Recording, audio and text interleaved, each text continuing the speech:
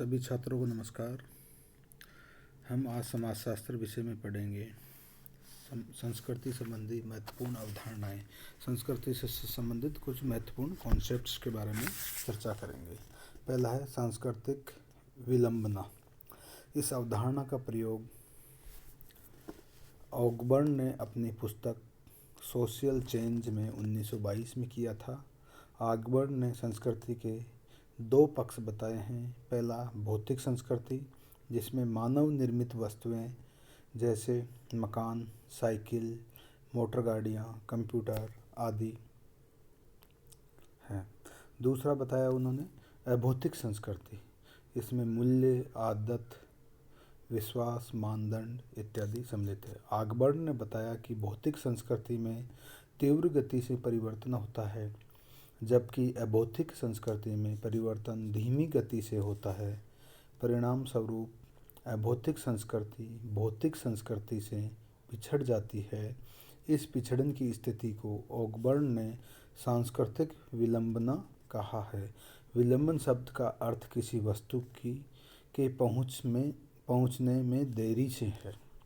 यह अवधारणा इस बात पर प्रकाश डालती है कि समाज में तकनीकी विकास और उसकी नैतिक व कानूनी संस्थाओं में समान गति से परिवर्तन नहीं हो पा रहा है। इस पिछड़ेपन के कारण कभी कभी सामाजिक संघर्ष व अन्य समस्याएं उत्पन्न हो जाती हैं। ऑगबर्न ने देखा कि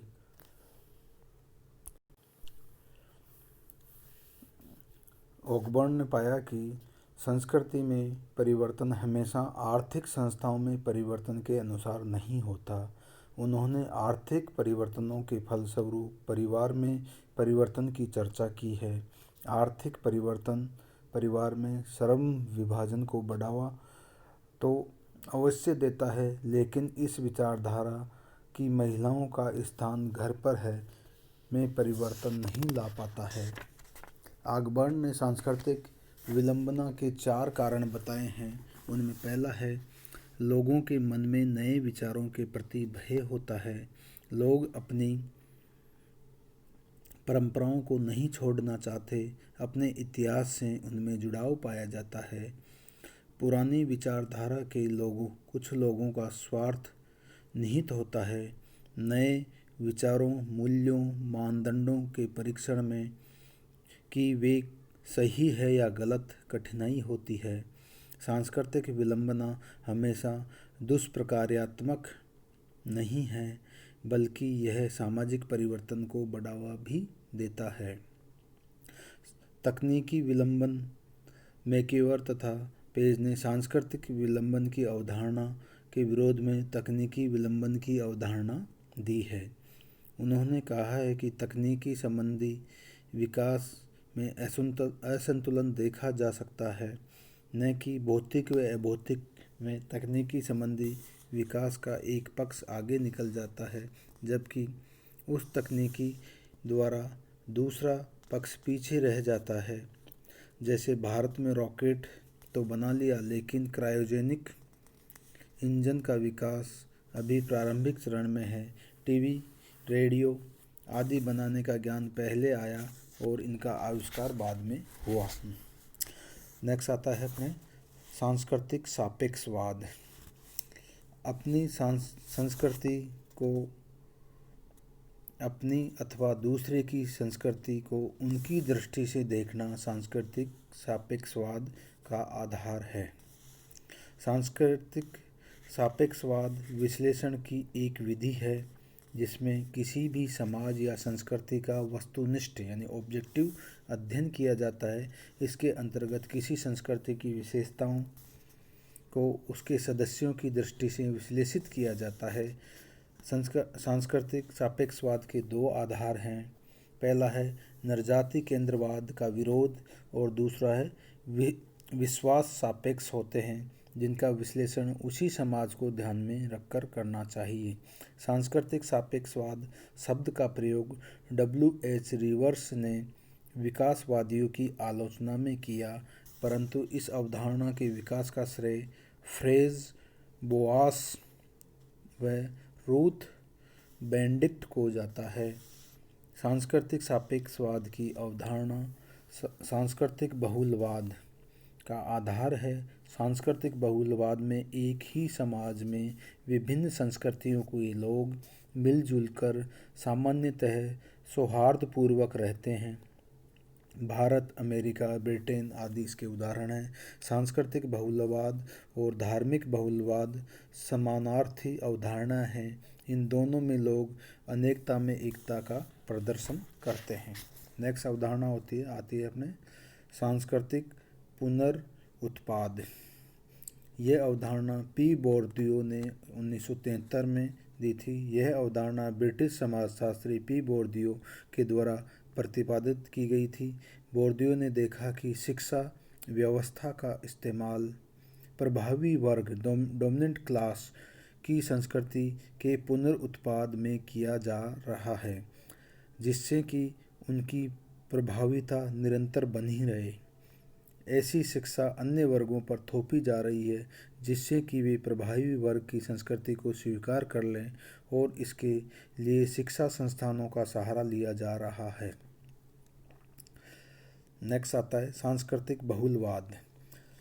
सांस्कृतिक बहुलवाद से अभिप्राय ऐसे समाज से हैं जिसमें कई संस्कृतियों के लोग आपस में सौहार्दपूर्वक रहते हैं। भारत, हमारा देश भारत इसका अच्छा उदाहरण है। ये सात्मीकरण की उल्टी अवधारणा है। नेक्स्ट आता है नव संस्कृतिकरण। नवीन सांस्कृतिक तत्वों को अपनाने सीखने की प्रक्रिया को नव संस्कृतिकरण कहते हैं।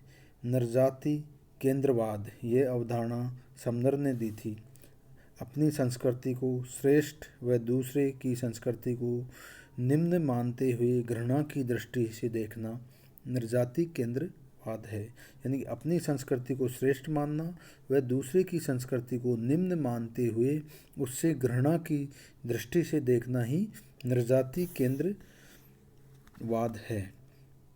इस शब्द का प्रयोग सर्वप्रथम W.G. समनर ने 1906 में अंतः समूह व बाह्य समूह के संदर्भ में किया था। अंतः समूह के लोगों के मन में यह भाव होता है कि उनके मूल्य, प्रथाएं, व्यवहार निसंदेह रूप से दूसरों से अच्छे हैं।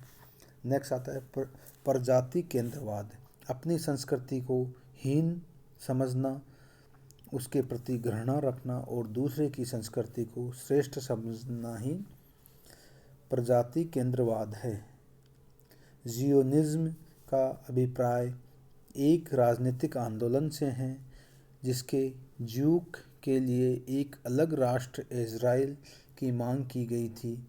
यह अति नरजाति केंद्रता से संबंधित है। पर संस्कृति भयता, दूसरों की संस्कृति को संदेह की दृष्टि से देखना और उसके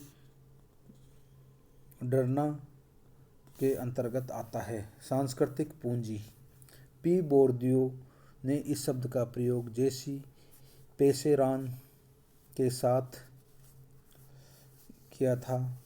इन्होंने दावा किया कि मध्यम वर्ग के बच्चे संस्कृति और भाषा प्रवीणता संबंधी योग्यता अपने माता पिता से भेंट स्वरूप प्राप्त करते हैं और यही योग्यता उनकी स्कूली शिक्षा में सफलता प्राप्त करने में सहायक सिद्ध होती है। यह सांस्कृतिक पूंजी कामकाजी या गरीब परिवारों के बच्चों को नहीं मिलती। स्कूल के इस पक्ष को और कोई ध्यान नहीं दिया जाता और स्कूल का मूल्यांकन पद्धति में वस्तुनिष्ठता और उदासीनता अपनाई पाई जाती है। इस प्रकार जिसे सैद्धांतिक आधार पर प्राकृतिक समता कहा जाता है, ये वास्तविक अर्थों में दो वर्गों में आर्थिक असमानता का परिणाम है। बोर्दियो ने विभिन्न पूंजियों जैसे आर्थिक पूंजी, सामाजिक पूंजी, प्रतीकात्मक पूंजी, सांस्कृतिक पूंजी का जिक्र किया और बताया कि समाज में का प्रभावशाली वर्ग अपनी शक्ति, संस्कृति, प्राथमिक शिक्षा की उपलब्धियों से उन्हें प्राप्त करता है, जो परिणामतः आर्थिक सशक्तिकरण में सहायक होते हैं। नेक्स्ट आता है सांस्कृतिक वंचन। इसका समानार्थी अवधारणा है सांस्कृतिक परिपोषण। उस प्रक्रिया को कहते हैं जिसके द्वारा भाषा, प्रवृत्तियाँ, धार्मिक विश्वास व सांस्कृतिक घटक शिक्षा और प्रशिक्षण द्वारा एक पीढ़ी से दूसरी पीढ़ी को पहुंचते हैं। आज के लिए इतना ही। Thank you.